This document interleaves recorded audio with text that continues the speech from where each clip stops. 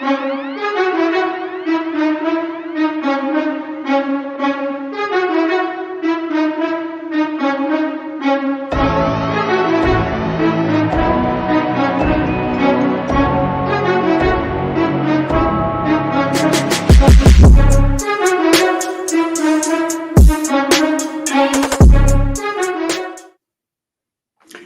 what's up, everybody? Welcome back. This is Take It to the Hizzy, Fantasy Football, TITTH number 155. I'm your host, Justin Bruni, but we got the whole gang here today, including a special guest in Kevin Coleman. How's everybody doing? Happy Sunday and happy Father's Day. What's up, guys? Howdy. What's up, everybody? Yep. Glad to have you, Kevin. Appreciate you stopping by the Hizzy to talk some ball today. You're a father, so happy Father's Day. I don't think any of us are just yet, but maybe some of us are working on it more than others. We'll see. We'll see. Any big plans for Father's Day and your Sunday, Kevin? Oh, I just told my wife I want to watch sports all day, so I'm just hanging out, barbecuing, smoking some meat on the grill, and just watching the Game 7 and some golf. Right on, right on. Can't think of a better way to spend Father's Day. How about Nick and Steve? What are you guys up to this Sunday? Going to Allie's sister's house, who has a pool, so we're gonna be just grilling a little bit and chilling and having some fun at the pool. Right on, right on. How about you, Steve? Yeah, probably just doing a little cooking on the grill and enjoying my Sunday. Right on, right on. Yeah, I'm going to be kicking it back. Me and the wife really don't have any plans, so might do some grilling, might go hiking, might go kayaking. Not really sure yet. Not sure where the Sunday will lead us. We got Nick Scripp in the chat letting us know that Kevin can't cook. Well, we'll have to maybe see some the receipts for that. Maybe Kevin can post some to Twitter later, and we'll see what he's got. All right. Well, yeah. Other than that, going through the Sunday plans, not too much going on. Let's just jump into some football news. I'm going to jump into some news or snooze to start the show. But before we do, please be sure to smash the like button and share the video. Follow us on youtube.com/Take It to the Hizzy. Let's go. First up, some recent news from this morning. We got Travis Fulgham popping up for the Philadelphia Eagles. Says he's looking good for 3 wide receiver sets. Is there any wide receiver of this group that you guys are buying in 2021? Personally, I want to stay away from most of them. What do you guys think? We'll start with Steve, and we'll go around. Yeah, I mean, Travis Fulgham did have a heck of a year last year with the shoddy quarterback play. But him, Rieger, I'm not necessarily jumping on either. I think I would probably, if out of Fulgham and Rieger, I might even go Rieger. I liked what he could do before he got injured. But yeah, it's one of those things where if it maybe falls to me, I'll take him, but not jumping on him. I would take Travis Fulgham. He did seem pretty strong, even though there was terrible quarterback play. He seemed to still put up some big numbers. It's always good to have that in your back pocket. And if you see a matchup that you like, that you think that he can take advantage of, I see no reason why, if he falls to you, why you can't take him. I feel like the wide receivers of the Eagles are kind of in the same category as the rookie wide receiver flyers that I take in the late rounds. Like, if they're available and I don't really see anyone else that could possibly have like that boom or bust potential, I'm probably going to take the Eagles guys. So, I'm definitely going to keep my eyes open on them. It's not like I'm going to avoid them like I avoid New England backfield. There's opportunity everywhere, and you just got to kind of find which guy is going to be the main guy for Jalen Hurts or whoever is the quarterback in Philly. Mm-hmm. What do you think, Kevin?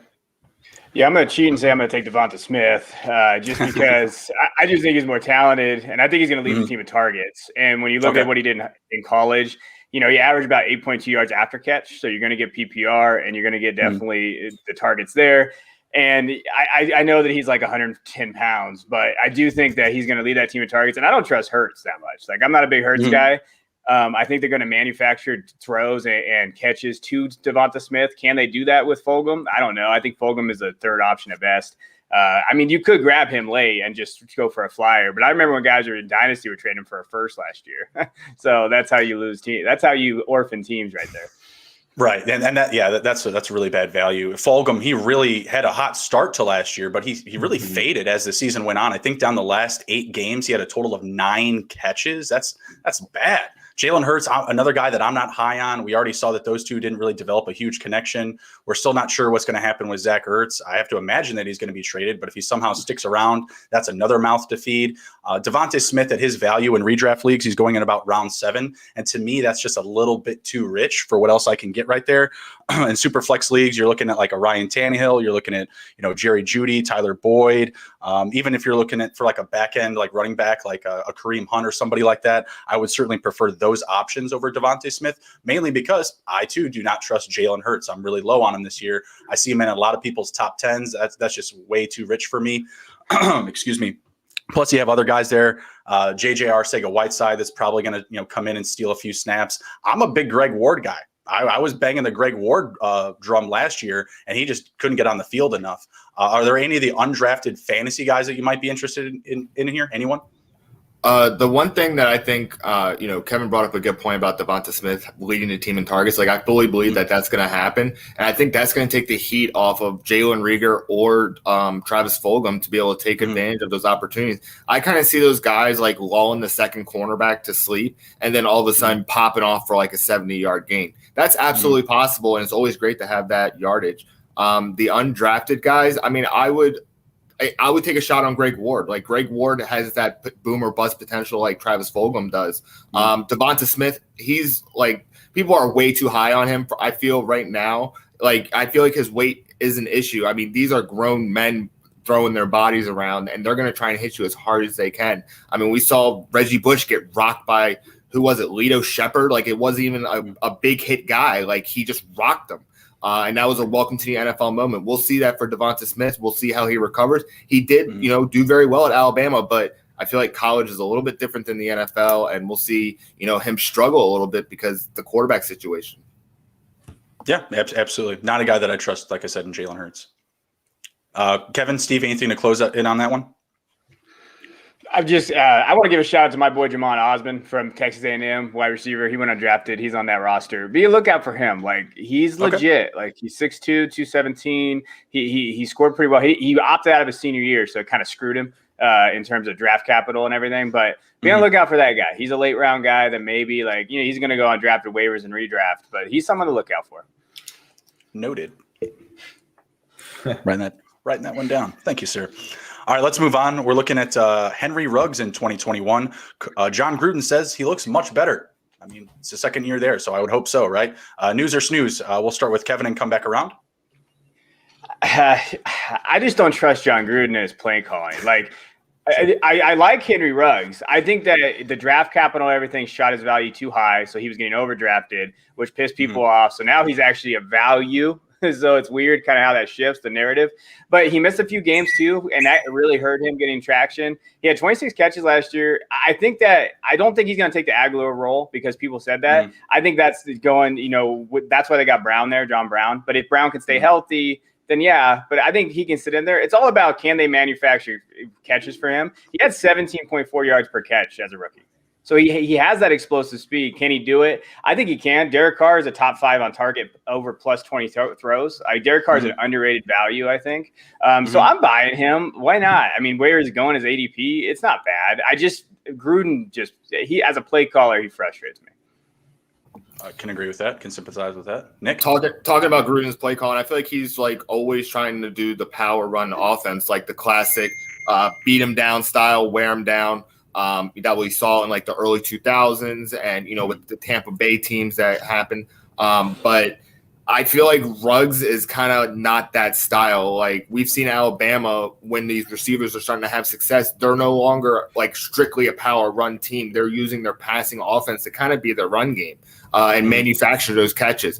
John Gruden doesn't seem to have that capability to be able to manufacture those kind of catches. I feel like they have to like depend on the deep ball, and the deep ball is like a 50-50 ball every single time instead of being like a 90-10 catch of a screen pass. So if they can get Ruggs out on some screens and out on some, jet sweeps, whatever, to try and get some yardage, I feel that he can have value. But based on what I saw with John Gruden for the past couple years, it doesn't seem like he's adopting the style anytime soon. Or changing his style, because he's drafted a lot of linemen like Alex Leatherwood. Like, I heard his name in the second round and he got picked up in the 17th. That seems to be like, oh, we're going to, protect our quarterback, but that doesn't seem and be more of like a road grader kind of team. Ruggs, I'm going to kind of stay away from because I feel like people are going to overdraft. I hear you. What do you think, Steve? I like this just because, to Kevin's point, I think that he was overdrafted last year, and the Raiders really only used him to take the top off the defense and open up some of that underneath for Aguilar. So with him gone, I think maybe – and John Brown now too can do a similar role to that. It can be either or. So I like where Ruggs will be going later, hopefully, than where he was last year. I'm not sold on John Gruden and how he gets his players involved. The Raiders under Gruden has just they've been kind of terrible, in my opinion. They gave him that big contract, whatever ownership, whatever it was, and they really haven't been able to turn it into much. So I do like it for Henry Ruggs. I will be all over him. You're always trying to find that next or that similar to Tyreek Hill play style. So I'd be all over Ruggs. Yeah, his tangibles are to be desired for sure. You see the speed, you see the size, all of his teammates and coaches rave about him. But for the value, to be honest, I don't love it. Last mock draft I did, he went in about end of round 9, beginning of round 10. And I just like the other talent that I could have in that area. Guys like Laviska Shenault, Marvin Jones, Devontae Parker, even a Kenyon Drake went right ahead of him. I might take Kenyon Drake as a nice little handcuff because who knows what's going to go on at the play calling with those running backs. Javonte Williams went right before him. Probably target Javonte Williams. So for that value, I don't necessarily love it. And everyone is talking about John Brown, how he came over. He's going at about round 14, which value I like a lot better. But what about Willie Snead? They added this guy to also come in and supplement some of those Nelson Aguilar touches and snaps. I feel like he's going to become a forgotten name, and that was mostly because of his lack of service or lack of usability in Baltimore. I feel like he could be a very friendly target for Derek Carr as well in this offense, and he's just buried. I looked at all of my leagues. He hasn't been drafted in any of them. So people have very, very low expectations for him, kind of similar to last summer with Nelson Aguilar. He wasn't really on anybody's radar. He was just there, because he was coming from, I believe, the Eagles, and he had drop issues, and that narrative just wasn't as strong as it is this year, transcending over to the Patriots. So I'm going to stay away from this receiver group. Maybe take a late flyer on a Bryan Edwards or a Willie Snead or something like that, just somebody that I get for free or off of waivers after a nice little draft. What about Hunter Renfrow? He's getting drafted in round 22, so like the last round, second to last round type of space. So I could use any of those picks on one. He's good for like 75 catches a season. Like, he might not hit 1,000 yards, but he's like a favorite target of Derek Carr. He's someone that I would be happy with. It would definitely have to be like a PPR league to have him have any kind of value. He doesn't seem to score many touchdowns, but he definitely has the trust of Derek Carr, and he seems to be a Gruden grinder. So I would take a shot on some Hunter Renfrow. He's definitely a Gruden grinder, hands down. I mean, that's why he was drafted. Just look at him. But Bryan Edwards, go ahead. No, I mean, my favorite stat for Ruggs, just go back to him a little bit, is that he averaged according to Next Gen Stats, he averaged about 7 yards of cushion from the opposing defensive corners. So if Gruden was smart, he would take advantage of that, like we've been talking about with screens, with bubble screen, trying to get him over the middle. But he just doesn't. But if he averaged that, that's top 5 among everybody in the NFL of wide receivers. Use that to his advantage. Now, if they do that, I think he's a value. But if they don't, then you're looking at basically the same guy. Yeah, I agree. And we also have to take into consideration that he did get hurt early on last year. Like I think it was either in his first game or his second game, he came up lame on a play or something like that, holding his ankle or holding his knee. And it seemed like it hindered him a little bit, and he kind of had a rough start to the season. I was definitely somebody. I overvalued him last year. I was that guy. That was me. Me and Nick, I think we did like 3 prop bets for like catches, yards, and touchdowns. I was like, give me Ruggs for all of them. Take whatever other rookies you want. I'll take Ruggs for all of them. Yeah, I was wrong. That didn't work out for me. I think he may have actually gotten, maybe it was touchdowns. I don't remember who Nick's pick was, but Yeah, he definitely did not perform to the standards that I was expecting. And, very similar situation where you just see him coming in and there's not a lot of competition, and I just feel like the competition that they have brought in is just going to be very, under the radar. Very similar to how Nelson Aguilar was last year. The guys other that we did mention, Zay Jones, we did mention Brian Edwards, and Nick brought up Renfro. So are there any of those guys just really quick that you guys would target other than Ruggs? I'm staying away. I just don't have much trust in Derek Carr. I think he's average at best. I think we've seen the peak of Derek Carr's career. I don't think he's going to add anything more. So I think that's why I'm staying away. I got you. Yeah, just John Brown for me. I'll take John Brown. I'm getting him for free at the end of drafts. I don't hate it. All right, let's move on. Next up, we've got some Mac Jones news. Has been pretty consistent this week. I'm sure all of you guys have seen the tape. Cam's throwing those little flutter passes in. Mac Jones is throwing them nice and neat. Mac Jones is arriving for practice early. Should he be the guy in 2021? I mean, is this news or what? Yeah, I mean, me personally, we saw what Newton was last year, right? I think the COVID thing is a little overblown. People are using that as an example. He hasn't been able to throw for a couple of years now. I think it just depends. I think he's going to start the season, but I mean, Mac is what the Patriots want. And I did an entire 30-minute breakdown on Mac Jones. So I really broke him down. I looked at it, and everything that Belichick wants: make good decisions, arm size, physicality, accurate rather than a guy with a cannon. You've all seen the kind of scouting, and I broke down each one of what Mac does well. He does it all. He's going to be there. I think they have one of the best offensive coordinators, McDaniels. I love McDaniels. I know Denver Bronco fans don't love him, but I do. I think he's an excellent guy. He's able to scout. He's able to use those guys in the right area. I think Jones gives him the best chance to win. And after last season, that's what they want to do, and that division is going to be tough. So I think Newton's going to start, but I still think Jones is the guy.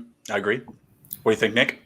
I feel like Belichick is going to have a quick hook on Cam Newton. He's going to let him show what he can do first couple games of the season. If the success of the team isn't there, then he's going to go to Mac Jones, and Mac Jones has been looking more of what Belichick has been looking for from a quarterback. Like Kevin alluded. So I'm going to say that he's not going to start the season, but we will see his name in the starting lineup by the end of the season. Okay. Steve? Yeah, I think Mac Jones is exactly what Belichick wants. I think during the draft, everyone was ranting and raving about how smart of a quarterback he was, and that's just what Belichick wants. He doesn't want necessarily the most physically gifted, talented, anything like that. I think he just wants a guy who can slide in there, get the job done. And then I'm sure he'll probably throw in Cam Newton in a couple gadget-like plays with two quarterbacks on the field. So I don't think it's probably game over for Cam Newton, but I think you'll see Mac Jones finish the season. Honestly, I'm all in on Mac starting week one. I think of all the rookie quarterbacks, other than guys that just come in and automatically get the job, it's the best spot, right? We'll talk about another couple of them here shortly, but Cam Newton right now is the odds favorite to start week one, according to FanDuel Sportsbook at -185. Mac Jones is at +170 to be the week one starter. Not using those odds as my rationale for who's actually going to be the starter, who's going to be the guy, but I just feel like Mac Jones is going to be able to get so much more out of the weapons in that offense. Jacoby Myers, who we're going to talk about here in a minute, Nelson Aguilar, who's just coming over, who had a great year with the Raiders, Kendrick Bourne, who I think has some sleeper value, and then just the running backs. Like when you're looking at the red zone usage, like Cam is just constantly taking the ball out of the running back's hands, and I feel like that's going to diminish the value of like a rookie like Ramondre Stevenson, guys like Sony Michel, Dame Harris, even James White. Like Cam just can't hit his guys out of the backfield. He struggles with that a lot. And yeah, I mean, like to Kevin's point about the diminishment of Newton over the years, I mean, honestly, the last time I was excited about Cam Newton was his last year in Carolina before his injury. I was all about him. I was hyping him up. He goes down with that injury and he just hasn't come back to be the same player, in my opinion. His deep ball accuracy was looking good in that training camp, in my opinion. He was looking good just around the guys around him. He has obviously CMC there, so maybe had higher hopes for him or different standards that you were expecting. But no way. I mean, Mac Jones just looks way, way better. And I mean, we talk about guys like Peyton Manning throwing those lame ducks, but he says, how many of those did I throw for touchdowns? Cam Newton's just not the same guy. So I'm all in on Mac Jones. Kevin, I'll have to take a look at that piece that you had there, because he's been a guy that I've been really banging the drum on. I just don't feel like that Cam gives these other guys the same amount of upside. Do you guys really believe though that like Cam will come in for like some packages that he's going to be worth? Not that he's going to be fantasy relevant, but that he's going to be like team relevant, or is he just going to fade away here? He's definitely going to fade. But I feel like Belichick's going to give him one more shot. Honestly, I think Belichick like hopes that Cam does well so that he can continue working with Mac Jones. Because I mean, he had Jimmy Garoppolo, and he's kind of like really I don't know if he's regretting right now, but he was regretting for a long time actually letting Jimmy go because he had done so much training in the back end. So I think that he hopes that Cam does it, but right now with everything that we're seeing and how his performance happened last year, I definitely think that he's going to fade, and they might use him for a package or two, but it's going to be the Mac Jones show in New England. Yeah, I agree. Let's segue to Jacoby Myers, just staying on topic with the Patriots. So Jacoby Myers are saying he looks like he's going to be the number one guy there. Is he the guy that you want to buy at his value? Pull it up here. I think he's going at like round 15. Nelson Aguilar is going about round 14. Do you guys have a preference between the two? I'll take him. He was lighting it up last year, even with like Cam Newton and stuff. Like, imagine if Mac Jones gets in. Like, it's going to be, maybe like, I'm not even going to say it, but I think that they're going to be a good young duo. Jacoby Myers showed that he can be a viable target if he can at least get the ball thrown to him. I mean, I feel like his situation is very similar to Darnell Mooney's of the Chicago Bears, where he was just open and just the quarterback couldn't get the ball to him. So if he had more of an accurate quarterback, I feel like his numbers would definitely skyrocket. So I'll definitely take him in that area, especially over Nelson Aguilar. Yeah, Aguilar actually going about 4 rounds ahead of him. So I really do like the value for Jacoby Myers. I have a couple of shares of him so far. Kevin, Steve, what do you guys think? Yeah, I mean, I like him. I think I have him somewhere around projections. I think he's going to get like 80 targets. I think that would be fair. Maybe if Max starts earlier, he'll get a little bit more and like about 50 catches, maybe 600 yards, a few touchdowns. Like, I think he can get the targets there. I think Aguilar is going to cut into his a little bit. Like, I think that's going to be interesting. I actually like Kendrick Bourne. I'm kind of a Kendrick Bourne / stan. Like, I think he's okay when he doesn't drop the ball, which I know is problematic when you talk about wide receivers. And then N'Keal Harry's dead, so I don't know how to talk about him. But Jacoby, I think, could possibly lead that team in targets. I mean, it's going to be close. Him and Aguilar are going to be close. If one of them gets hurt, or if Aguilar get hurt, then you're going to be looking at, wow, I have a wide receiver 1 on a team that maybe with Mac Jones, that's where you win leagues. Like, if you get him and then Mac Jones starts, then he starts getting those targets, and you have a 15th round wide receiver that's putting up wide receiver 1 numbers or targets at least. That's how you get your value. Absolutely. What do you think, Steve? Yeah, I mean, I really like the jump that Jacoby Myers made from 2019 to 2020. 26 catches in 2019 and then up to 59 in 2020. Still has no career touchdowns, though, which kind of scares me.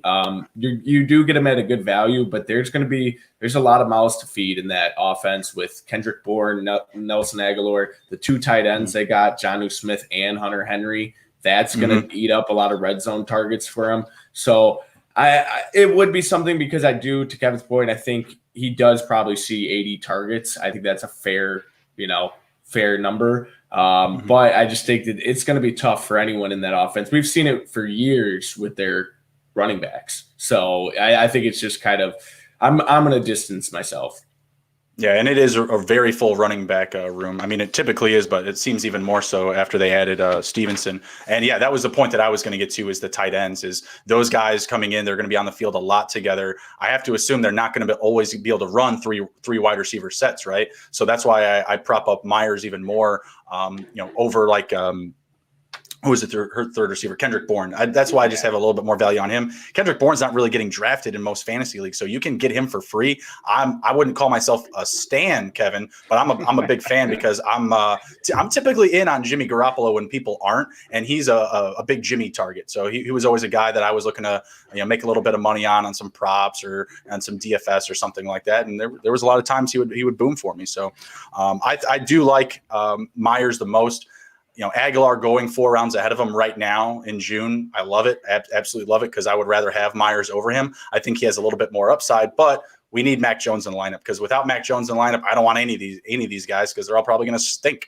I mean, like I said, Cam Newton's going to take the ball out of their hands on rushing attempts, whether it's in the red zone or not, and then just his inadequacies, whatever.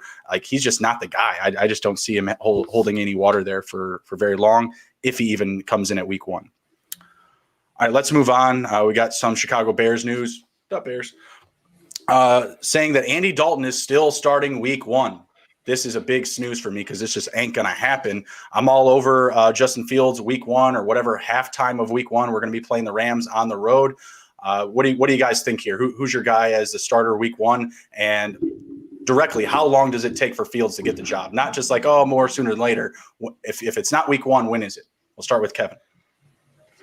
Yeah, Matt Nagy is trash, guys. I don't know how you deal with him over there in Chicago. Like, I'm a Dallas fan, so I deal with shit too. But God, Matt Nagy, like, he's just lying, because when you look at what he's got to do, he's got to save his job this year. I mean, both of those guys do, Pace and him. So, like, I just laughed when I was doing research on this. I was looking at it. I looked at Dalton versus Foles, and Foles actually, in every accuracy combine, so AY, which is average air yards, and then average air yards across completions, tight windows, completion percentage, everything, Foles actually did better than Dalton. So if we're talking about anybody starting, it should be Foles, not Dalton. And then that just makes me laugh when you're looking at, you have Fields. You moved up and traded for Fields. Fields does everything that you need to do. I think the whole sitting and waiting is just overblown, and Fields doesn't need to do that. Fields is a legitimate quarterback. Like, he was a hell of a quarterback coming in college. I watched him for years. As you know, I do Debbie stuff, so I've been watching him for a while. Like, he can step in. He's the best quarterback in that room. And did you see Mooney's quote when he said, "Man, the first throw I got from Fields, my eyes lit up"? Yeah, it's because he could throw the ball, unlike Dalton and Foles. I just watched Dalton all last season, everybody out there. He is trash. He's terrible. He's not a good quarterback. I don't care what anybody says. He is done. He's done. So just go to Fields. You got to save your job. Sorry. I just hate Matt Nagy. I cannot stand this stuff. I can't stand it. Can't agree more.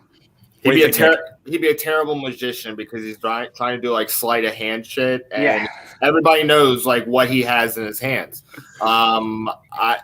He's just blowing smoke up everybody's asses. You know, that's all it is. He's just giving lip service. So to me, it's an absolute snooze, because Justin Fields is definitely the best quarterback in that room, and I don't even know why it's a discussion. Like, just name him. You know. They won't stop talking about it. Like, I feel like this is like every other Sunday we're talking about these guys. It's just driving me nuts. And they won't just let it like push it aside either. Like, all right, we said Dalton's the starter. No, I'm reiterating today that Andy Dalton is the starter. Also, a little tidbit: Justin Fields looks just like Pat Mahomes, but Dalton's our starter week 1. I don't get it. What do you think, Steve? I mean, I've been an Ohio State fan for years now, so I've always been high on Justin Fields. I can't believe he fell to us, but I just really do think that Matt Nagy, he's an idiot. So him starting Andy Dalton week 1 would not surprise me. I just totally could see him doing it, and then we probably see, I don't know, maybe week 3 after Andy Dalton underperforms. We saw Andy Dalton underperform in that Cowboys offense that had Amari Cooper, Michael Gallup, all of them, and CeeDee Lamb, and then the Bears, we don't have that. We got Mooney and we got Allen Robinson, but that's not on that. And if he can't get it done with those players, just get him out of here. Just get him out of here. I don't hate him as a backup to Fields. If anything, I'd like to see Foles move, just because I think we've actually committed now more money to Andy Dalton than anything. So might as well get some value out of him. And we just went and got him. Like, it's I'm not saying it's a shitty thing to do, but it just it makes them even look more nonsensical if they're trying to keep their jobs in Pace and Nagy, right? So it seems like the thing to do would be try to move Foles, but it doesn't seem like anybody's interested in him. Fields, to me, he just has so many more layers to his game than Andy Dalton or Nick Foles. You know, he's going to have that upside to move the ball on his feet. He's a guy that I could easily see rushing for 400 or 500 yards as a rookie, maybe even more beyond that if that's actually how they want to, develop this offense. But there is really no benefit to say like, hey, yeah, the kid's got the nod right now in the middle of the summer. They want to see him work. They want to see him earn it. He's pretty much been handed everything for a very long time. Probably since he was like a freshman in high school or something like that. He was on that special on Netflix. What was the name of it? He was with Elite 11. QB1, yeah. He's been glorified for a long time. So I kind of get that. Like, hey, make him earn it. Just be quiet about it. Stop talking about who the starter is going to be. If Andy Dalton does start, he will get pulled at halftime. We're going to be losing that game. It's very similar to what happened to Mitch up against Mitch did finish the Detroit game up against the Falcons. I think it was week 2. We could see something very, very similar where, 1 week maybe Dalton somehow does get it done. I don't think he will up against the Rams. So I'm betting Fields is on the field, pun intended, week 1 or at halftime of week 1, whatever. He's going to throw a pass up against the Rams in LA. That's going to happen. He's the future of the team.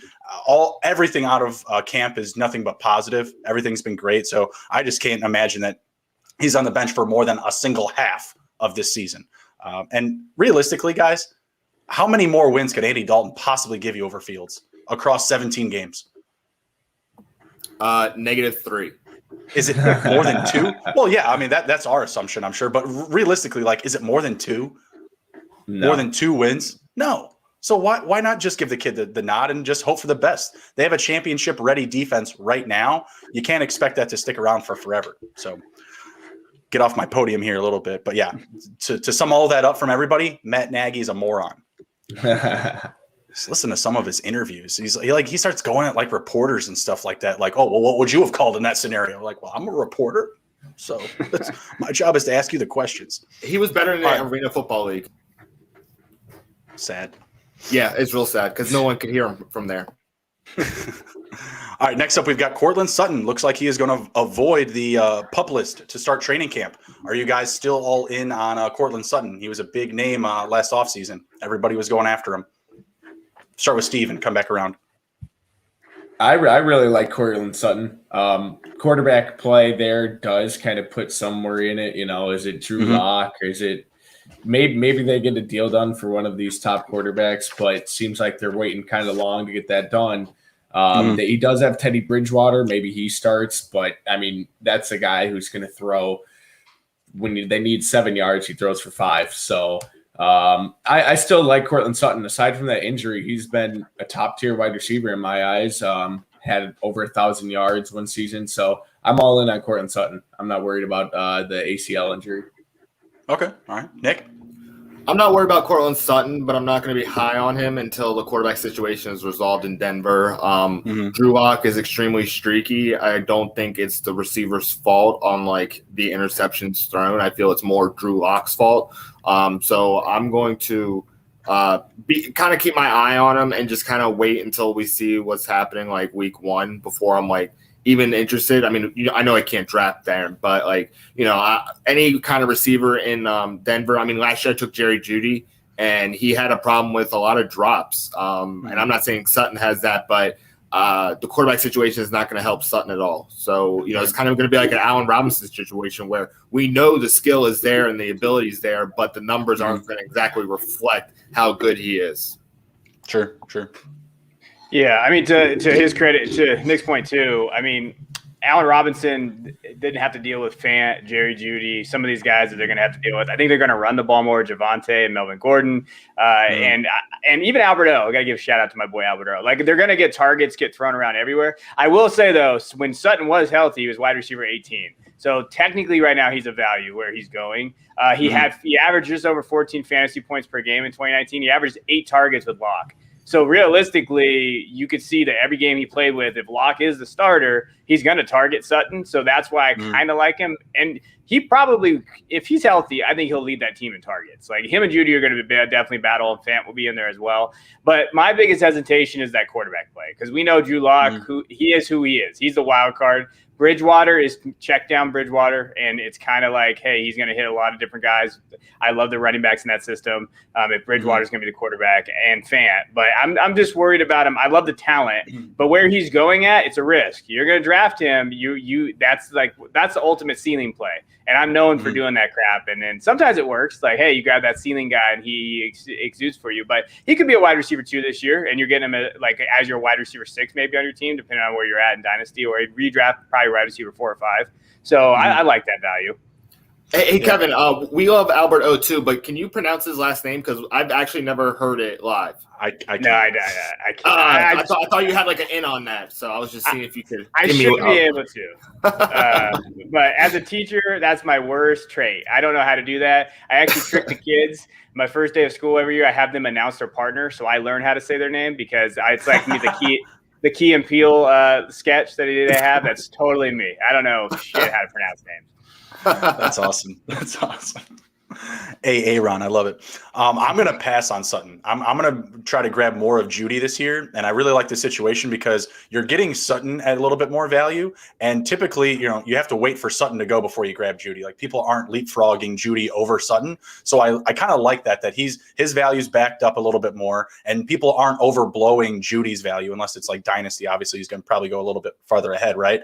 But I look for Judy to maybe grab a few more of those drops from last year. I think that he's kind of quarterback proof, whichever guy is there. And you still have that possibility that Sutton could re-injure or nag the ACL and MCL. So I'm going to pass on him. I do like the round 7 value, but it's just one of those situations where I see one guy go, I can instantly grab the other. And I'm diverting towards Judy this year. I had a few shares of Judy last year. Boom or bust weeks, essentially. I think he becomes a little bit more consistent in 2021. Let's move on to the 49ers. We got Jimmy Garoppolo versus Trey Lance. Trey Lance getting a little bit more hype. Jimmy had some last week. We talked him up a little bit last week as well. Who's going to be the week 1 starter and who starts more games? We'll start with Steve and come back around. Oh, you muted Steve. No, Steve. Oh, Steve. Oh, get him out. My one. There you go. Yeah, so I think Jimmy Garoppolo is going to be the week 1 starter. I really like that. I think they're going to give him one more shot. Them not moving on him this offseason, there was probably some suitors out there who would have took him, whether it be the Patriots, whoever. I think you do see Trey Lance. Trey Lance is, I think, a bit more of a project than what Justin Fields is. So I think you see Trey Lance maybe week 7 where I kind of see him getting in the game. So if with those betting odds too, I'd be all over Jimmy Garoppolo. I do think it's a pretty safe bet, actually. What do you think, Nick? I'm taking Jimmy G. He's going to play about 6 games, and then Trey Lance is going to play the last 11. I just don't see Jimmy G being exactly what Shanahan's looking for in that offense. He's a great quarterback to hand the ball off to the next running back, but he's not what they need in San Francisco to win a Super Bowl. Yeah, I'm nowhere near a Jimmy G guy. So Trey Lance was my QB2 coming into this draft class, and he stayed that for me. He's always been my QB2. Him and Fields in the same tier. I just think with his ceiling, he's finally getting NFL coaching. And the one underrated thing that a lot of people don't know about Lance, when he had to opt out of this year because his team, North Dakota State, didn't have a season, he actually went into basically Gruden grinder camp. Like he got with coaches, he learned systems, he learned footwork. And his pro day, you could tell his footwork, it was so much different. Like his ability, his set, his base set, what he looked at, like he improved. And he definitely did some great work there. Now, he had one season, so he's going to have to rush into it. I think Jimmy G will start. But week 4, man, I feel like by week 4, if Jimmy G's not doing what they need to do, if Trey Lance is developing and having those, you just look at him, they're so much different. Like, and I hate to be the workout guy, like watching these workouts and being like, oh, I gotta adjust my rankings. But damn, you look at Trey Lance and be like, and you put Jimmy G next to him, you're like, come on, like the talent, the ceiling's there. So I think week 4 would be a good spot. Week 5, somewhere in there. Right. So actually, I didn't have the schedule up before. I just pulled it up now. The Niners start with the Lions and Eagles, and then Packers, Seahawks, and Cardinals. So they go to the NFC, on the road to start the year. I don't know. I think it's going to be tough. Maybe by the Cardinals game, maybe that would be about week 5. But I'm putting more faith in Garoppolo. He hasn't had these type of weapons before. Like to start last year before he got hurt, in I think it was week 2 or 3 against the Jets.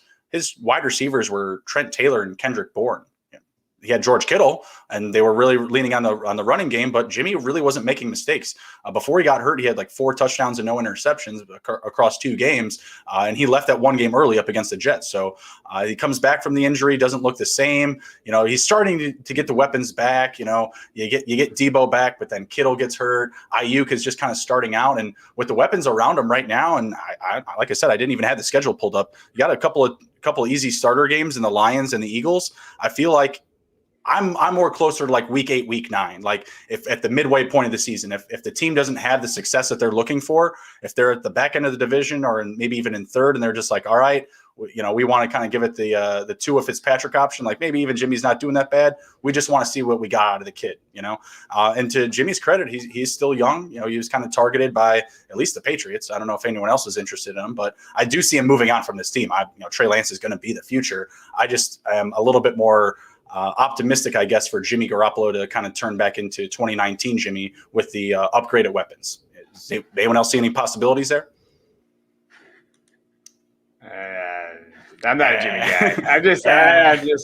I just don't see it. I don't know. But I tell you right now, if they lose to the Lions, that shit's going to be week 2. So just letting you know, like, if that happens, Trey Lance going to be out there pretty quick. I agree. No, it'll definitely be a short leash. I mean, those 2 opponents in the Eagles and the Lions, that's a nice little appetizer to start the season for either one of them. And honestly, if Trey Lance looks like the guy, then yeah, sure, fly him out there because he got a couple of easy starts. But I feel like it's a very similar situation like Mitch last year. Like, hey, we're going to go with the guy that we know until he gives us a reason not to. So anyone else have anything to close that down with before we move on? No. Garoppolo's the odds favorite at -320 to be the week 1 starter. Trey Lance at +240. Not the best odds, but you like the odds if you're going to put it down for sure. All right, next up we've got Moss versus Singletary. Zach Moss versus Devin Singletary in the backfield for the Bills.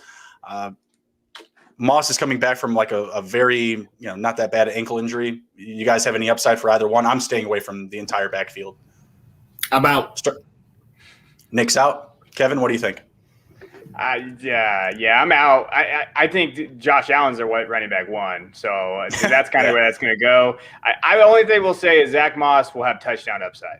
That's kind of where I bet. He did it in college. He had 38 touchdowns in college, rushing touchdowns. So if he stays healthy, I could see him having some touchdown upside flex things, but that's about it. What do you think, Steve?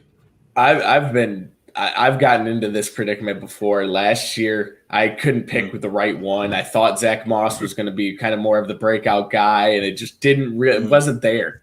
So, and then Devin Singletary, sometimes I was finding him on waivers where, I guess if you need him as a flex, throw him in there. It was a starting running back, and you'll take that, any day as a flex. But I've been in this before, so I'm just staying away.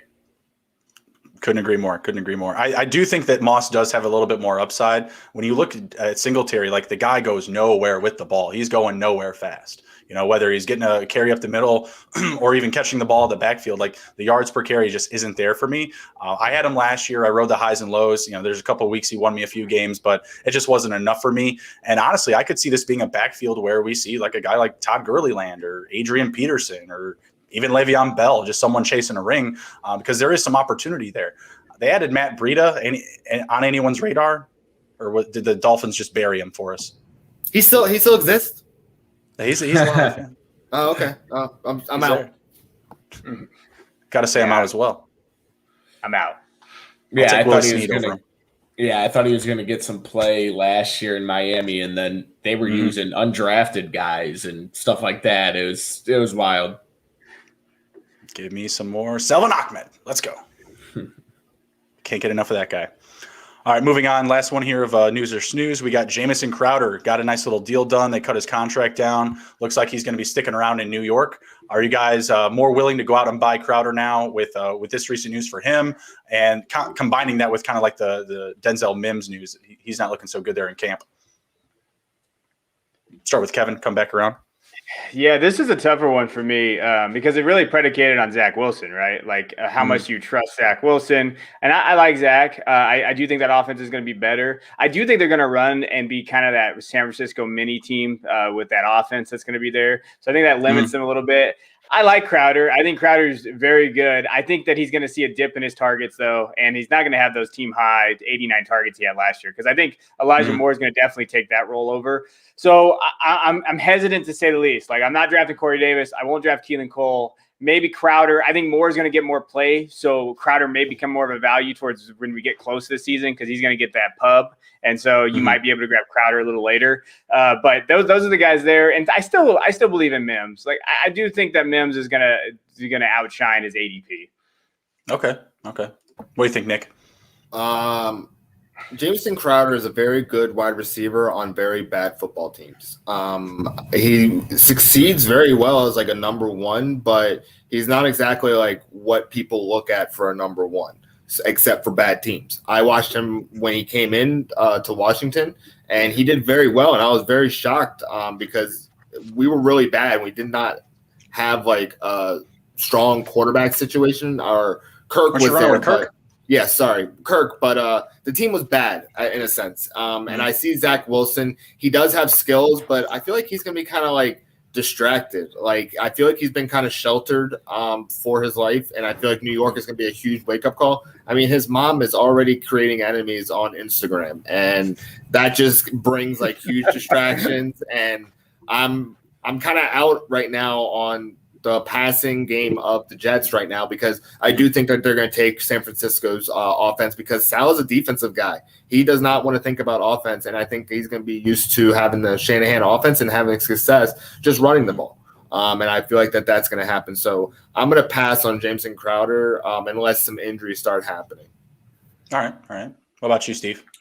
Yeah, so I'm out on Jameson Crowder in fantasy wise. I think Elijah Moore really eats into that slot role where Jameson Crowder was getting a lot of his catches, his targets, everything like that. And then Corey Davis also. I think Jameson Crowder is probably a poor man's Corey Davis.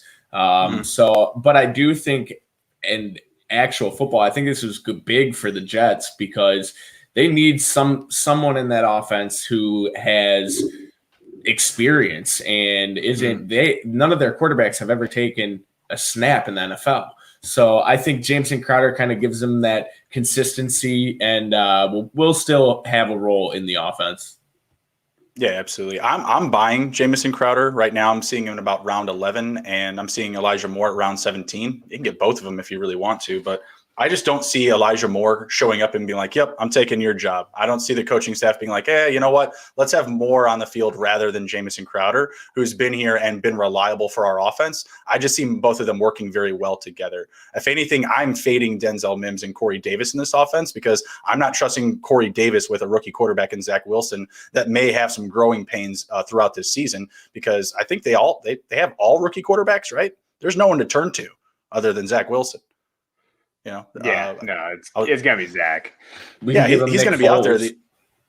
We could trade him Nick Foles. I wouldn't hate that.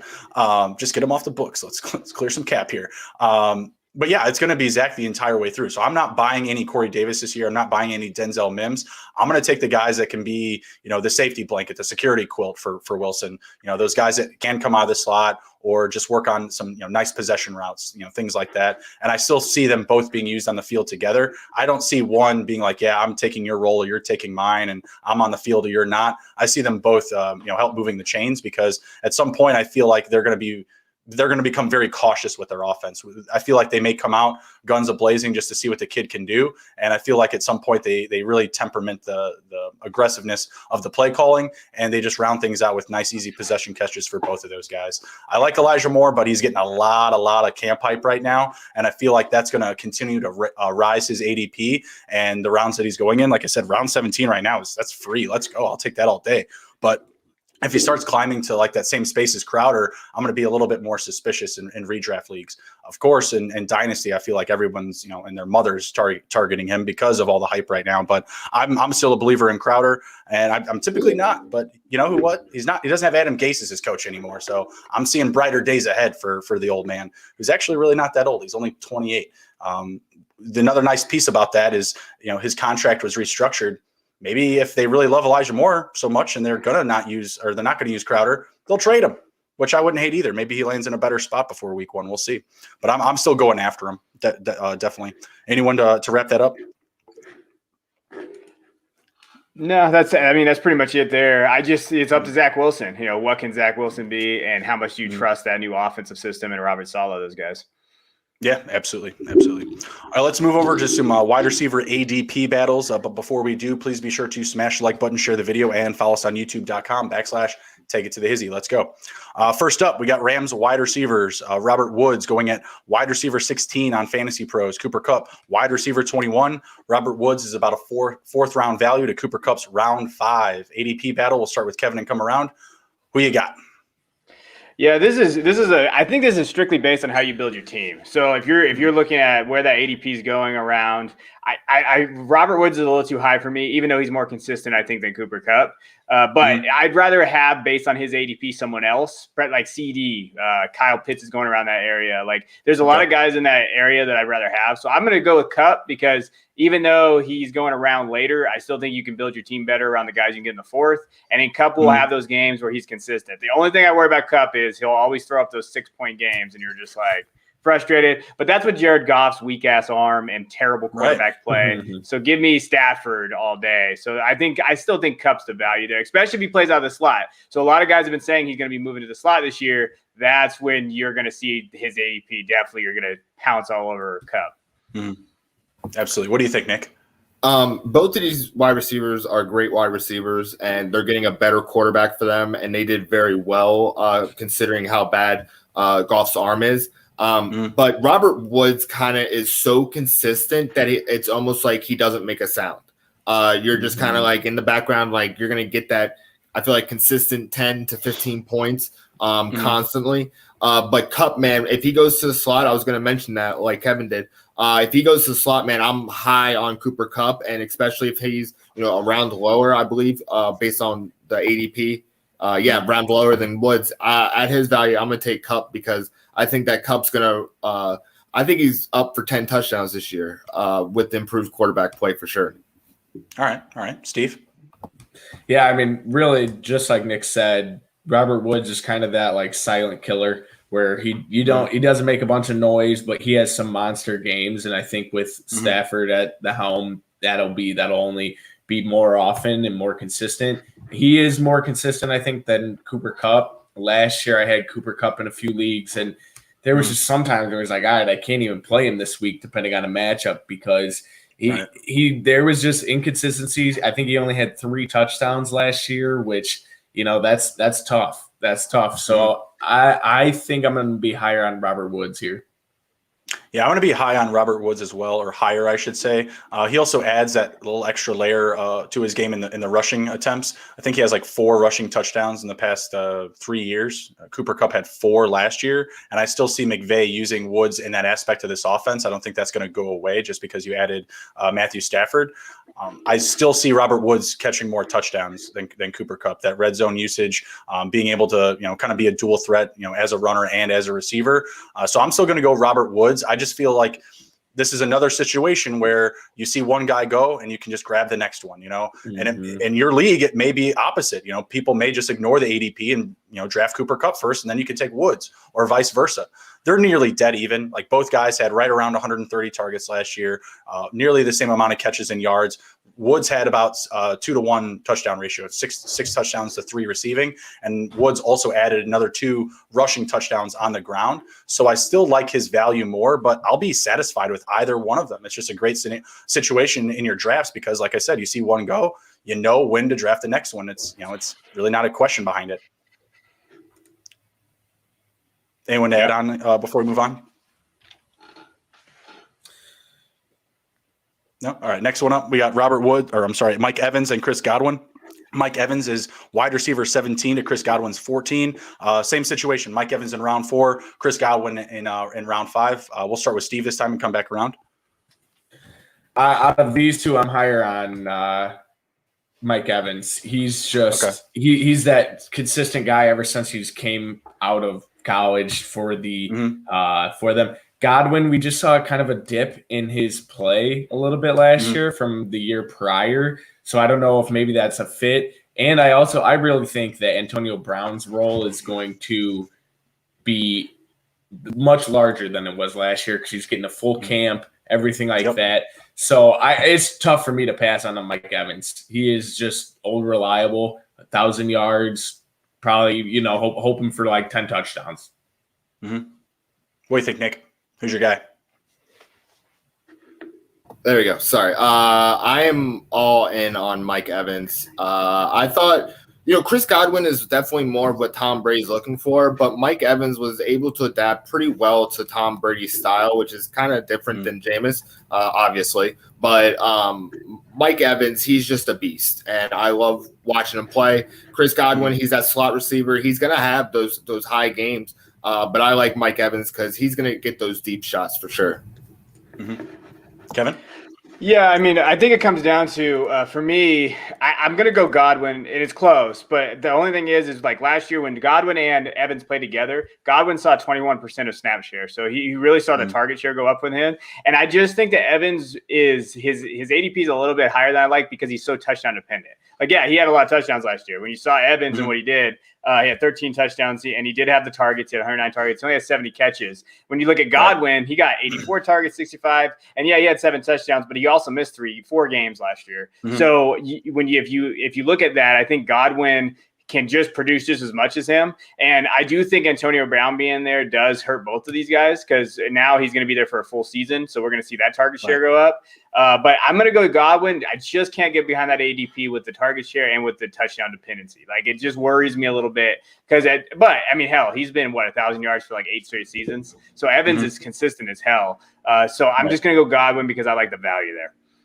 Yeah, I couldn't agree more. And that's actually where I was going at too with like the targets, the catches, and the yardage. So had Godwin played all games, he would have received in yards, targets, and catches. Mike Evans still would have had the touchdowns. Like you said, it was 13 total touchdowns. I believe to Godwin's 7, he would have had like another 2, like 9 total, or maybe 10 total, something like that.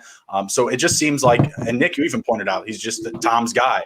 The way that Tom throws and, getting the ball out quick and honestly not targeting passes downfield beyond 20 yards. There was a stretch there where I think Tom was like 0 for 25 or 0 for 26 for consecutive passes beyond 20 yards off the line of scrimmage. So, as the gentleman gets a little bit older, I know it's the Tom versus time is always a theme in the NFL, but not necessarily banking on that, like always got dead arm or anything. I just feel like Godwin is his guy.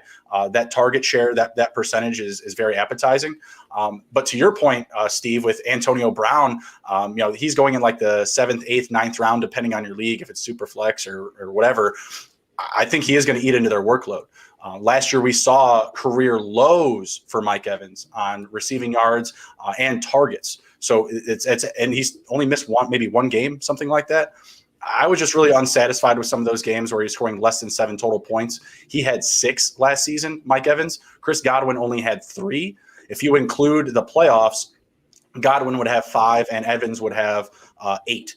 So there's just a lot of times where both of them are just, facing the lulls rather than the peaks. So I'm a more of a buyer of Antonio Brown as well, but between the two, I'm going to take the value with Chris Godwin. I love that Mike Evans is going ahead of him. I do think that people are seeing those touchdown numbers and, just kind of chasing the gold with that. Just like, oh, hey, that's big. He always goes over 1,000 yards. There was a couple of years he was going over 1,500 yards like every year or something like that, something crazy. But with Tom Brady at the helm, I just don't see that same type of upside for Mike Evans. And the 4th round is just a little bit too rich for me. Do you guys have anything to add into that one? No, that's kind of where I'm at. Nick, Steve? Snag me some Antonio Brown. That's all I can say. Yeah. Kevin, in the Dynasty League I'm in with you, I got Godwin and Antonio Brown. So if you want Godwin, more than welcome. More than welcome. Yeah. No, I'm good. You can keep him. Thanks. Appreciate it. Next up, we got Deontay Johnson, wide receiver 20, Chase Claypool, wide receiver 33, and Juju Smith-Schuster, wide receiver 25. It's breaking down between rounds 5 and 6. Deontay Johnson going in round 5, Chase Claypool in round 6, and Juju Smith-Schuster in round 6 as well. I'm going after Deontay Johnson. Kevin, where are you starting at here? Yeah, I'm going to go down to Johnson because I think he's going to have that 3rd-year breakout that we like to see. And the targets, for me, it's just the damn targets. I mean, you're going to look at – I know the number will go down a bit, but I really feel like that Claypool and Juju are going to kind of eat into each other's targets more. Deontay's kind of that big threat, going to get I think he had 144 targets last year, if I can remember right. And exactly. He'll have touchdowns. again, Big Ben's arm scares me. It's like Cam Newton's arm. So I'm getting a little nervous in terms of Big Ben, but I'm all about Deontay Johnson. Give me those targets. Give me that big playability. I think the drops are overrated as well. So I'm going to take the alpha wide receiver there, and that's Johnson for me. All right on. Nick? My choices, I feel very touchdown dependent, but I'm going to take a chance on Chase Claypool. Okay. He's pretty electric.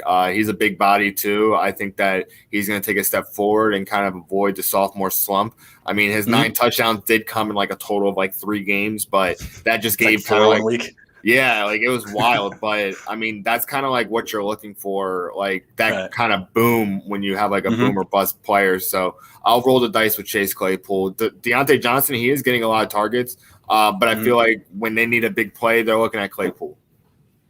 I agree. Steve? I'm all over Deontay Johnson. I've been high on him for a while. I had him last year. The targets are just there. He's getting fed the ball, and really the one knock against him from last year was the drops he had. There were some brutal ones out there that you just, as a fantasy owner, they were just a dagger through your heart. I am nowhere near Juju Smith-Schuster. We haven't really seen him get back to the stellar play that he had when he had a strong number one opposite of him. So if I had to rank these, I'm going Deontay, Chase Claypool, and then Juju. The Chase Claypool, to Nick's point, it really was. He had like 10 touchdowns in like a matter of 3 games or something. It was crazy. And then we really kind of didn't see him be involved in the offense as much. And so I do like his physical traits, everything like that, where I think he could be a breakout wide receiver. But Deontay, the workload's just there for Deontay. Yeah, absolutely. Couldn't agree more with you guys. I would rank them exactly the same. To me, it's just more so about staying away from Juju Smith-Schuster, like you alluded to, Steve. He had not the team high. He had 128 targets, right behind Deontay Johnson. He only came down with 97 catches and 831 receiving yards. So for reference, Kevin, you mentioned earlier, Ruggs had 17 yards per catch. Chase Claypool had 14.6. So he had more receiving yards last year than Juju Smith-Schuster. I think it was like 42 more yards on 35 less catches. Wow. That's nuts. Wow. Yeah. Juju had, 97 catches, and he needed 13 in week 17 or week 18, whatever, to get the full 97. So he's just a guy that I'm trying to stay away from as much as possible. Him still going in the same round as Chase Claypool is great because I love that people are still on him. But I'm definitely going after Deontay Johnson. I'll even pull him into the 4th round. He's just a guy that I believe in. Ben Roethlisberger, there's a lot of talk that the arm is better, that he's going to be throwing more deep balls. I feel like that should heighten up some more value for Claypool and Johnson. Juju, I don't know what to say about this guy. If he wants to be a football player, if he wants to be a TikTok streamer or gamer or whatever, I don't know what this guy's doing. He could have gone to greener pastures. He could have gone somewhere where he had more opportunity, but he's still sticking around, took a team-friendly deal. I don't love it. I don't love. I mean, the whole group I like, but I don't love Juju Smith-Schuster's value. With these other guys around him. Plus, you got Najee Harris coming there. He's probably going to catch some balls. I imagine some of those other running backs back there will kind of eat into some of these receivers' workloads as well. And they got Pat Freiermuth. Who knows what will happen with him and Eric Ebron if they start becoming target hogs. All right, next up we've got second to last one here, or close to it, third to last one. Jamar Chase, T. Higgins, and Tyler Boyd. In order, we got Chase at wide receiver 39, T. Higgins at wide receiver 27, I guess not in order, and Tyler Boyd at wide receiver 32. Jamar Chase went in round 6, same as T. Higgins, and Tyler Boyd's round 7. This is a really tough one for me. I think I'll take any of them, and it's just a situation where I'm just waiting for the first guy to go, and then I'll sneak one in. Are any of you prioritizing any of these receivers over another? We'll start with Kevin. Yeah, this one's hard because I love Tyler Boyd, but when Chase got there, I think it hurts him. I'm going to go Chase and Higgins, and then it'll be Boyd probably a tier below, just because I still think they all three could maybe get to that 1,000 yards, depending on how Joe Burrow's knee, if it's still in place. But I believe in it, but I'm going to have Boyd just under that tier. But between Higgins and Chase, I think I lean Chase a little bit just because of his talent, how highly I have him rated. Sure. What do you think, Nick? Give me Chase. He was, picked by Joe Burrow. The the other quarterback, even if Joe Burrow goes down again with his other knee, the other quarterbacks are going to see, holy crap, we got a rookie wide receiver that is like the reincarnation of AJ Green. Like, I feel like that's going to kind of happen. AJ Green had a lot of successful seasons, but he had Andy Dalton. They did okay, but I think Jamar Chase can be able to deal with any quarterback, and if Joe Burrow goes in, it's just going to make his value go higher. So give me Jamar Chase over them all. But, I love Boyd. I love T. Higgins. I was high on T. Higgins last year, and then he started popping off towards the end of the season. I think that's a very good wide receiver core, and it could be, like Kevin alluded to, all three getting 1,000 yards. That's absolutely possible in today's NFL. Yeah, absolutely. Steve? I'm all over Jamar Chase. I feel like on the LSU team with Justin Jefferson and Jamar Chase was leaps and bounds better than what Justin Jefferson was. Not saying Justin Jefferson was bad. It was just not on par with what Jamar Chase was doing. So I like all three of these, pretty much what everyone said. I'm a little curious to see how T. Higgins, when he gets back with Joe Burrow, to see, we really didn't get to see enough of them together. We saw a lot of T. Higgins production come later on with whoever it was, Finley or whoever they had under center. So I think I'm going to go Chase first, then I will go T. Higgins and Tyler Boyd. For years now, I've kind of just taken him. He's that like safe security blanket for you, where so he'll pop off some games and do really well, and then some games, it's very matchup dependent. Yeah, absolutely. I just don't want to be first to any of them. I feel like Jamar Chase will still get overvalued in some redraft leagues. Obviously, in Dynasty, he's the guy to go out and get. I mean, just look at him. The college stats are amazing. He looks like a freak athlete. But I can't really discard T. Higgins and Tyler Boyd. They got it done last year with Burrow. They're going to be, even more familiar with each other. Obviously, Chase and Burrow have a strong connection, but I guess out of the bunch, I'll take T. Higgins just because, again, it's a situation where I don't feel like I have to overvalue any one of them. I can just let the guy that I want to fall into my lap. And honestly, if that guy's even Tyler Boyd, I'm good with it. He's the guy that I know can play any spot in the field as a receiver. So I still feel really safe with his value.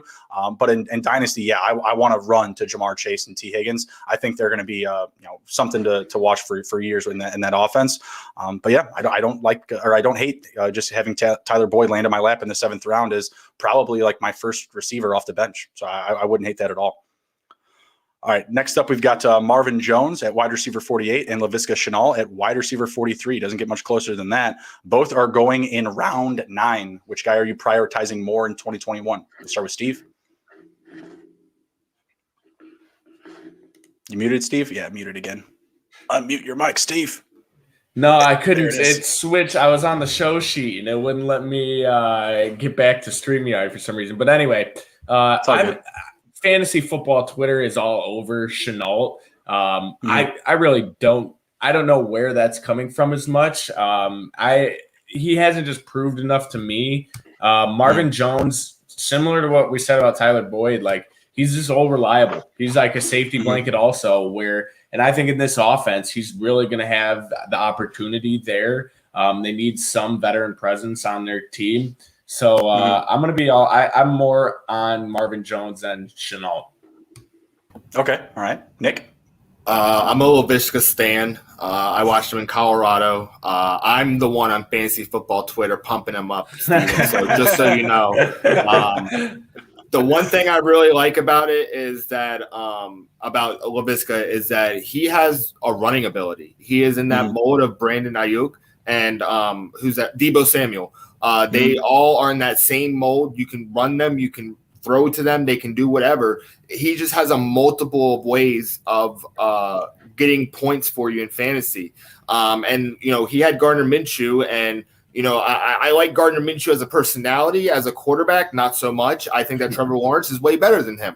And there's a reason why Trevor Lawrence was drafted number 1. And I think that Trevor Lawrence is going to take full advantage of Laviska, and Laviska is just going to become one of those young stars. DJ Shark, I think that his value is going to go up as well because, there's going to be more opportunity for him downfield. So with Trevor Lawrence coming in, it just raises everybody's stock. When ETN came in, the only stock that went down was James Robinson, which is unfortunate. I hope he does find a team that uses him exactly how the Jaguars used him his rookie year, because he can be a good running back in the NFL.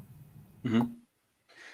Yeah, you fantasy Laviska Shenault truthers out there. You guys make me laugh every day, but I love it. Like it's I don't know. Marvin Jones I thought was a better value earlier. Now he's starting to creep up again. I'm going to go Shenault just based on talent, but I don't trust Urban Meyer. Like with ETN being there, with all those different guys that we mentioned, how much can they get the targets to these guys? I do love Shenault's ability, but he's got to stay healthy. Like Shenault had some problems in Colorado. Like that was one of his biggest knocks is like couldn't stay healthy. So there's some risk there. I think Marvin Jones is legitimately a very safe floor. So if you want floor, Jones. If you want ceiling and maybe, hey, can he break out with that potential? I think it's Shenault. I'll lean potential in that round, in round 9. Hey, I'll go for the home run. Yeah, I'm going to go Shenault as well. I have a few shares of him already. They're talking about using him more exclusively as a wide receiver. So, that's more like news. I actually withheld that one from our sheet for news or snooze because I wanted to talk about him in the ADP battle. Even if they don't, even if he gets a handful less sweeps or handoffs, whatever, I still love him in this offense. I do see ETN actually kind of hurting Laviska's value more than it does Robinson's because he's going to be taking away touches or creative touches like that, those sweeps, those end arounds, and those creative plays. I see ETN being used more like that, and also potentially Tim Tebow being used like that. I see those guys kind of eating into their gadgetry workload or scheme plan or whatever, or if they go out there with like a wildcat set or something like that with ETN or Tebow at the helm, who knows what will happen. I still like Shenault. I still think that he'll finish, either I could potentially even finish first in targets. I do think that he could leapfrog DJ Shark on this roster because we really don't know how Myers is going to run, how he's going to run things. So I'll be buying Shenault. I would like Marvin Jones for a little bit better value, maybe like round 11, round 12. Maybe I'm getting a little bit too picky, but I just feel like that's a little bit early for him in an offense that's still full of weapons. Shark, Shenault, Robinson, Tebow now, ETN. I feel like a lot of these guys or Meyer's going to spread everything around and everybody's going to eat. So I'll take the upside of Shenault over Jones, who also is coming off of like career years, a career year, yards, touchdowns, targets. I have to imagine we're facing regression for him, going to a new team with a lot more mouths to feed. Whereas in Detroit, he was just the guy. He was what was left over after everybody was hurt. So anyone want to sprinkle anything on to add that or to end that? Sorry. No, I swear to God, if Tebow becomes Taysom Hill, I'm going to just lose my mind. Like I'm not doing fantasy. I'm going to baseball. I'm going to baseball if that happens. Yeah. I mean, it's not going to be consistent. I don't think it's going to be a week by week thing, but I think there's going to be weeks where we're like literally like throwing books across the room, throwing TVs out the window, whatever it is, because it's going to be frustrating. I feel like in certain circumstances, because everyone's under that assumption like, oh yeah, ETN's going to work into Robinson's workload, which I'm not buying so much. I still think that Robinson will be that one or first or second down guy, the first and second down back. But I see, Tebow stealing touches in the red zone, Shenault, ETN. It's not just going to be ETN versus Robinson. It's going to be the whole lot of them. So we'll see what we get. All right, last up here, we've got Amari Cooper, wide receiver 13 versus CeeDee Lamb, wide receiver 18. Lamb going in the 5th round versus Amari in the 4th. We'll start with Kevin. He's the Cowboys fan. Yeah, I'm going CeeDee Lamb, baby. That's my guy. I never forget when we drafted him. I'm so damn excited. Like that was probably my favorite moment as a Cowboy fan. That's where you know that we've had a rough 15 years. But I would say with CD being there, I think he's going to excel in that role. I think he's going to be the wide receiver 1 on that team. I think him and Dak I like Cooper. To all your listeners out there, just know I don't like Cooper as a football player. So, and as a Dallas fan, my opinion is completely skewed. I can 100% agree. Like he fades in moments. He will have 200 yards and 2 touchdowns one game, and he'll have 0 catches the next game. I think CeeDee Lamb is going to be more consistent. I think he's more explosive. Him and Dak are going to be a lot of fun to watch. So that's my wide receiver 1. So I'm going Lamb all day on that one.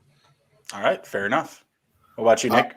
I like Amari Cooper a lot, to be completely honest. You're absolutely right. He does fade in big moments. But I think that a lot of times, like last year, like he still had a pretty crazy year considering he had like 4 different guys throwing to him, which was highly impressive. I feel that, honestly, if Dak played all year long, there was going to be 7,000 passing yards to be, doled out to the receivers. Dak to the moon. Seriously, like Dak is a completely different animal, and with him being gone last year, it really showed how the Dallas offense literally runs through him. It's no longer Zeke, and I think that Lamb, it gives you a lot more ways to score points. I like guys that can give me different points in different ways. Sometimes he returns kicks, in big moments. Sometimes he's running the ball. Sometimes he's receiving the ball. I love all of that because at the end of the season, it's all going to add up. I really like that. So I'm all over CeeDee Lamb, but it's just because he's more than just a receiver. He can do a lot more. He's a football player. Amari Cooper is a wide receiver. So, that's kind of how I see it. I like both. I watched a lot of Dallas last year, and it's going to be a crazy offense. There's going to be a lot of points to be grabbed from that offense. Oh, absolutely. What do you think, Steve? I like Amari Cooper. I mean, I'm pretty much saying what these guys have already said, but I like Amari Cooper. I had him last year when Dak was healthy. He was great. I mean, he was putting up crazy numbers. And like to Nick's point, he had Ben DiNucci throwing him the ball at one point from James Madison. Are you serious? Ben DiNucci? And this man still put up 1,100 yards. So I do like that. The thing for fantasy wise, I like CeeDee Lamb because you're just waiting around later and you're getting a very similar skill set to what Amari Cooper is and ability, all that. So I think value-wise is where I go CeeDee Lamb over Amari Cooper. He does fade at times. There'll be games where he puts up 200 yards, and then the next week he has probably 45. But I think there I probably lean CeeDee Lamb, but I wouldn't be pissed either one I'm getting because with the healthy Dak, I think there's a lot of yards to be had. Yeah, and if we're making that assumption that Dak's going to be healthy, the entire season, honestly, I'm going after Amari Cooper. I love the value for CeeDee Lamb. I like it, but at the same time, we still have Michael Gallup there. He's not in this conversation because he's not really in an ADP battle with either of them, but he's still there, and he still had plenty of work last year. Not as many yards as Lamb, not as many targets, but he was still eating into the workload, and we're not really sure what that's going to be with Dak. If he's there every game, right? I would still imagine that he spreads the ball around quite a bit. We're getting a lot of hype about Zeke Elliott. I feel like he's going to get a little bit more usage than last year, at least be more efficient. So I'm still riding with wide receiver one in Amari Cooper. I still think he's going to be the guy to lead that group. He's coming off a big year with bad quarterbacks, like we mentioned. And if Dak is that guy, if he's the guy that's going to throw for 45 plus 100 yards this year, if we're expecting that, then I want Amari Cooper, the guy still that has the most experience, bigger deep threat in my opinion. I think Lamb is a guy that can, cross the field very well. It can be a nice security blanket and catch a lot of passes. But when it comes to touchdowns, I'm going to go with Amari Cooper, and I just feel like his consistency is going to become even more so. I feel like him and Dak are going to develop this year, and he's going to be in like that top 5 conversation if he does hit. If at least if Dak has the year that we're all anticipating. Are you guys all in on that? That Dak's going to be hovering around that same type of production from last year? Absolutely. In terms of like Amari Cooper, like you got to kind of think about the personality between Amari Cooper and CeeDee Lamb. Like CeeDee's got that red hair, the braids, like he's the 88. Like you see the 88 going across the field. Like as a Cowboys fan, like you're excited. That's the big number for the receivers. With Amari, he does not say anything. Like I don't even hear him talk to the media. Like he just comes in, does his job. He literally rocks people to sleep. A lot of times you're thinking like, oh man, is Zeke going to get the ball? Is CD going to get the ball? Oh, Michael Gallup might get the ball. Then all of a sudden Amari Cooper goes for 80 yards and you're like, oh my gosh, he's still on the team. So that's kind of how like I see it. Like it's just going to be interesting to see which one really like become the horse of that wide receiver crew because I wouldn't want Amari Cooper to become Michael Gallup. How he's kind of like expendable, but I think that they both draw attention away from each other and they can both be successful. So it's up to Dak to make that happen, and if he does, 7,000 yards guaranteed. 7,000, a billion. All right, let's move on to our Dallas Cowboys player props then. Very good segments there, boys. Let's wrap it up here. So we got Dallas Cowboys over under 9.5 wins. Again to the Cowboys fan. What do you think, Kevin? I like the 9 even. I have them at 10 right now, but I could easily see 9, 10. So this is a very close. Like they know what they're doing, those bastards. But I would say if you're betting this, I would say 10 because that division's not very good. And I'm sorry, all my Washington. I already went after the Washington fans. I don't know if I have any Washington fans on here. Ryan Fitzpatrick is not a Super Bowl winning quarterback. He's fine. Like let's be honest. There's a reason why he's been on.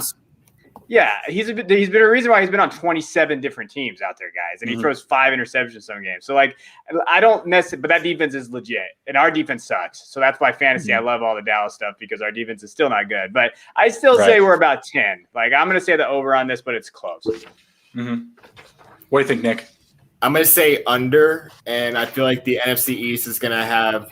I believe last year they had a losing record or like a 500 record that made to the playoffs. I feel like it's going to be the same thing because, the same. That can't happen again. I mean, it was like the tallest of the Munchkins, like really like each team has their strength, but then they have a glaring weakness. And, the glaring weakness for the Cowboys is what is kind of like their secondary. And really I thought that they were going to take a corner for the first round, but all the good corners that were at that spot were already taken. So they kind of did like best player available defensive wise, which, Micah Parsons, I think he's going to get 150 tackles. Like, don't get me wrong, but their secondary is there's still a little bit to be desired from that. And teams take advantage of that. And I feel that they're going to be under, and I think it's going to be more like 8-9 games that they win. And they still might make the playoffs at that point too. Yeah, no, absolutely. I'm on the 9 wins. I think they can make the playoffs. What do you think, Steve? I'm going to take the over on that. I think they can get to 10 wins just because of how their division is. I mean, you're playing the Eagles twice. You're playing the Redskins, who have gotten better, but I don't know if their offense is quite there yet. So I like them to hit the over on that. They definitely addressed the defense in their draft by that. I think their first 5 picks that they had were all defense. I think you got to hope Diggs takes the next step as a corner to help that weak secondary that they got.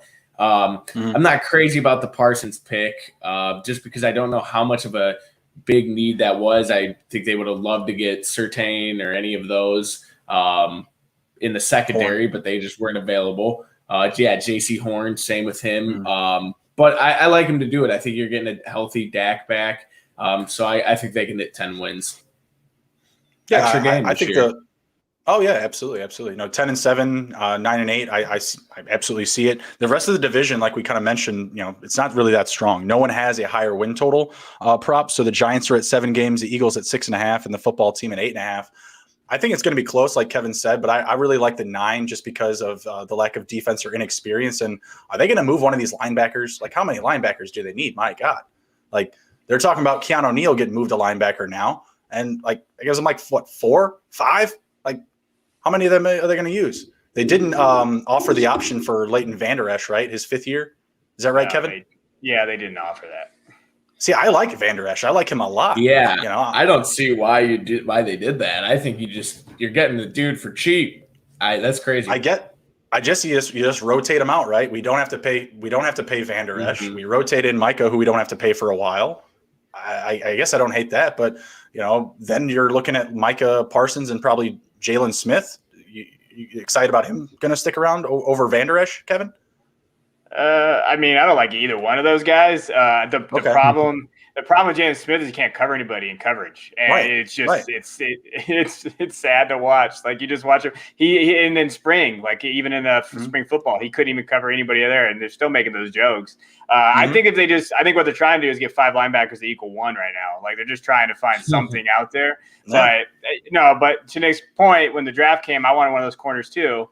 And they just didn't fall. And so it's one of those things that, you had to, I like Parsons, but again, we don't have a very good track record with first round linebackers. Ask Bobby Carpenter that question. Like we draft shitty linebackers in the first round. So I'm worried about the whole defense just in general, except for our line. Our defensive line is pretty good. Yeah, pretty solid, I'd say. All right, let's look at week 1. We're playing the Tampa Bay Buccaneers. Cowboys are looking at a 6.5 point spread. They are plus 225 on the money line. Over-unders at 52. I think that's what I'm looking at, is that over-under. Kevin, can they cover the spread? Can they cover a touchdown week 1? in Tampa Bay? Yeah, see, this is where my homerism is. I think we win that game. Like, I really Let's do. go. Like, I think Dak comes out. I think we see vintage Zeke. And, Tom Brady and those Bucks, Tom Brady always seems to, when you watch him play, they do have to get warmed up a little bit with him. Like, he does take a little bit of time to get in the groove. I know they had some pieces that everybody kind of came back, but I think they're going to be fired up, the Cowboys, with that offense. So I can see that, but I'm taking the over on the points because that thing's going to be a shootout. Yeah, that's what I like the most is the 52 points. Nick, Steve, Cowboys cover the spread week 1. I'm taking the over. I'm going to say that Tampa Bay actually wins this game, but the Cowboys will be able to cover the touchdown. I feel like it's going to be like a 3-point game, and it's really just going to come down to like the wire. Like last year, I think the first 4 weeks they all came down to the wire for the Cowboys, and Dak was playing out of his damn mind and just throwing the ball anywhere. So I see that kind of happening. It's going to take a little bit to get the rhythm back for, Tom Brady because he doesn't get warmed up until like halfway through the season. And then the last half, he's just like dominating everybody. Yeah, like November, December area, that's his time. But Dak, he comes out swinging every year. And I see that this year is going to be no different. But Dallas loses by 3. Tampa Bay wins and give me the over because it's going to be an offensive shootout. All right, right on. What do you think, Steve? Yeah. I it's too much. I can't lay 6.5 points to start the season and against a decent offense in the Cowboys. So I'm taking the Cowboys plus the points if I had to take that. I think the Bucs probably win that game though. I don't think. Sorry, Kevin. I just don't think they got enough to get it done against the defending champs. I do agree though with the shootout. I mean, two high powered offenses. So I'd be inclined to take the over. The only thing about that is you do see teams at the beginning of a year sometimes start out flat, and you don't see them hitting the over a lot. So that would be my only thing. I might want to wait a little bit, see as if there's any line movement on that. Oh yeah, Houston last year. We were all expecting Houston and the Chiefs to go over in that first night. The Texans just stunk. The Cowboys will be flat, but it'll be the Cowboys defense. Like everybody said that the Cowboys were flat last year because they were 0-4 in the first 4 weeks. But you cannot tell me that Dak and the receivers weren't trying their asses off to win the game. Fair. Like the defense couldn't catch a cold, So that's kind of how I see it happening. Like it's gonna be an offensive shootout, and really Dak's gonna cause Tom Brady to have to like activate his Super Saiyan mode. He's gonna be like doing that prayer before the 28-3 comeback. He's gonna be like, all right, I just gotta just dominate today, and it'll be a great game for the start of the season. I hear you. I'm gonna buy up the Cowboys up a point. I'm gonna buy them to 7.5. They can lose by 7 and I'll still win. And I'll take the over 52 points for sure. Because Dak and company, they're gonna come out just slinging it for sure. And you know what? I'll even take the Cowboys in the first quarter. Give me Cowboys first quarter money line. They come out swinging, and then the defense starts playing. All right, get into some player props here, and then we'll head out. I really appreciate having you by, Kevin. This has been awesome. Comeback player of the year, Dak Prescott is the leader at plus 175. So Dak Prescott versus the field. What do you think, Kev? Yeah, I'm going to take the field here just because I think if Burrow comes back from that injury that he had, or Saquon, who I think is still going to be good, I like those odds a little bit better, to plus 600 that you see on here. I think Dak could do it if he's MVP, and I think that he has a shot. Like I know I'm a homerist, but I still think Barkley with that injury that he had or Burrow are the safer bets. Yeah. What do you think, Nick? I think that if Dak leads his team to the playoffs, then he's going to win it. I see Joe Burrow not leading his team to the playoffs, not because he's doing bad, but because it's just a very hard division for him. There's Cleveland who's coming up. There's the Steelers, the Ravens. It's gonna be really hard to get him to the playoffs. Like he really has to contend for leaguing stats, in yards, touchdowns, that kind of stuff. He has to dominate the field to have that comeback player. I think if Dak can have his regular season that people expect and lead the team to the playoffs, then he's going to win it. I mean, all it really took for Alex Smith was to get onto the field. As soon as he took that tackle from Aaron Donald where he jumped on his back, they're like, all right, come back. And he survived. So they're like, comeback player of the year for that. And then he led the team to the playoffs, and that was good. Right. So I'm going to say Dak wins it this year. All right. Steve? Yeah, this is, I think, Dak's award to lose, just because the other ones on here, you have CMC, you have Saquon. The ball is just not in their hands as much as it is in a quarterback. So I think it really gets narrowed down then to, is it Burrow? Is it Dak? I think team success also comes in and plays a part. And that's where I think what separates Dak from Joe Burrow in that case. So I really think that this is Dak. The moment he got hurt last year, I think a lot of people just thought, all right, well, Dak is going to come back, and this is his award to lose, just because of how hot he started last year. Yeah, there definitely is a heightened emotional connection, I'd say, from the fans to Dak last year, just because he was playing just out of his mind. And then obviously the fantasy community is a big part of that. Everyone's mad that, you got hurt, but it's just like, man, like you were just going out there and just being a dog, like you're just killing it. So ton of respect for him, right? I'm going to go with Prescott just because I see Barkley or McCaffrey or some of those other guys just needing like out of this world touches again to be into this conversation. And I feel like CMC, Saquon, they make it, CMC could still get over 300 touches, but I'm going to say that Barkley doesn't. Joe Burrow, I agree with Nick. Like it could be a part of a storyline for a while, but at some point it's going to fade because the team success isn't going to be there. And I still don't see Burrow as like a top 5 guy. He'll have the weapons to do it, but will it actually happen? I'm not so sure. I'm going to go with Dak Prescott at the plus 175. Hopefully we get better value at some point. Definitely not something to jump into now, but he is going to be the odds favorite. And I agree with Steve. It is his award to lose. All right, we'll do these pretty quickly here. Some player props. We got Zeke, Cooper, CD, Gallup, and Dak. We'll start with Zeke. Just quick over under. You can give a explanation if you want to, but we'll go around the circle too. Just 1199.5 rushing yards for Zeke. Kevin, just under for me. Okay, Nick. Under. Tony Pollard is the third down back. That's going to cut into his play. Okay, Steve. I'm going under as well. I think that they just pass the ball more. Okay, I'm going to go the under as well. Over under 10 rushing touchdowns for Zeke this year. Kevin? I'm going to say it's going to be 10-ish. I'm going to say over. Okay. Nick?